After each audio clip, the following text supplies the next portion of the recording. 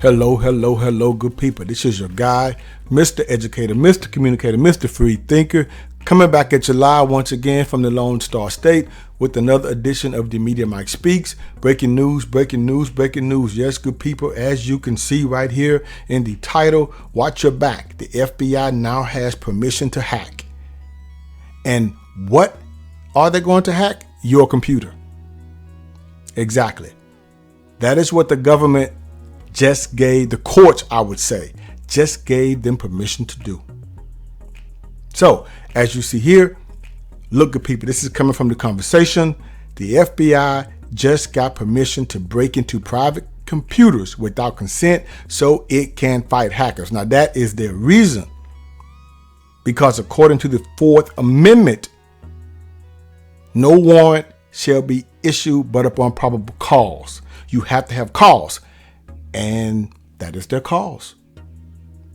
The government says cybersecurity is national security now. Okay. They find a way around everything. Wow. So, let's take a look here. The FBI has the authority right now to access privately owned computers without their owner's knowledge or consent, and to delete software. It's part of a government effort to contain the continuing attacks on corporate networks running Microsoft Exchange software.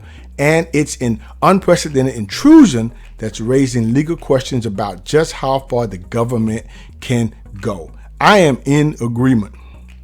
So let's take a look here. Take a look, good people. Let's read this.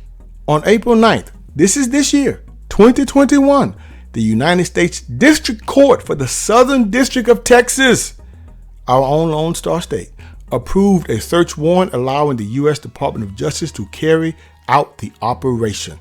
Didn't I just tell you? No warrant shall be issued but upon probable cause. Fourth Amendment. And they just got around it. Now, let's continue. The software the FBI is deleting is malicious code installed by hackers to take control of a victim's computer. Hackers have used the code to access vast amounts of private email messages and to launch ransomware attacks. The authority the Justice Department relied on and the way the FBI carried out the operation set important precedents.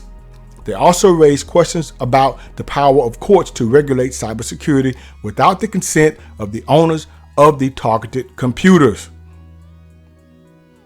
So, if somehow they know before you, let me get this straight, that there are hackers in your system, someone's hacking your system, they can go in without your knowledge before you know it and I guess clean it up or catch them? Really? So I guess they're going to put, Best Buy, who else? Office Depot, Office Max, whichever one's still in business, because I think they're combined. They're going to put them out of business. Or the computer stores, when you take your computer there, because it's a virus and you want to, so the FBI is not going to take over that role, I guess. Okay, take a look here, good people. The law and the courts. Now, the Computer Fraud and Abuse Act generally makes it illegal to access a computer without authorization. But this law, though, does not apply to the government. They've gotten around it. Now, just listen up. The FBI has the power to remove malicious code from private computers without permission thanks to a change in the 2016 Rule 41. That's what it's called. Look up Rule 41, people. Now, this is Rule 41 of the Federal Rules of Criminal Procedure. This is federal. This revision was designed in part to enable the U.S. government to more easily battle botnets and aid other cybercrime investigations in situations where the perpetrators' locations remain unknown. It permits the FBI to access computers outside the jurisdiction of a search warrant. Kind of sounds like FISA. I think that's the Foreign Intelligence or Foreign Information Surveillance Act, where they can come in your home without a search warrant. Anyway, look that up, good people. Look it up. This action highlights the precedent and power of courts becoming de facto cybersecurity regulators that can empower the Department of Justice to clean up large-scale deployments of malicious code of the kind seen in the exchange hack. In 2017, for example, the FBI made use of the expanded Rule 41 to take down a global botnet that harvested victims' information and used their computers to send spam emails. Well, this happens a lot. I mean, that's why if you work at a job, they have firewalls and things as such. But we're talking personal computers here, people, not corporations and businesses. We know about that because that's protected by their cyber security systems. But we're talking about our own personal computer here. It's what they have permission to do now. That's what's concerning. Now let's continue. Important legal issues remain unresolved with the FBI's current operation. One is the question of liability.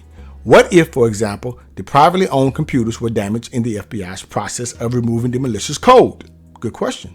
Another issue is how to balance private property rights against national security needs in cases like this.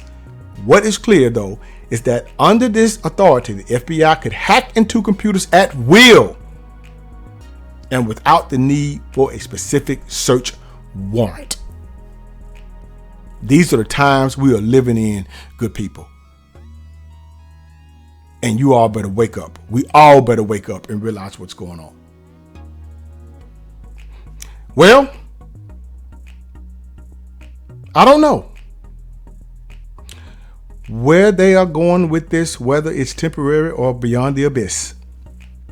Now, we have come a long way since that 9/11 fateful day. But whatever freedoms we have, it seems they are being slowly stripped away. This is your guy, Mr. Educator, Mr. Communicator, Mr. Free Thinker. Subscribe, share, and like so that I can keep rocking on the mic. Have a good night.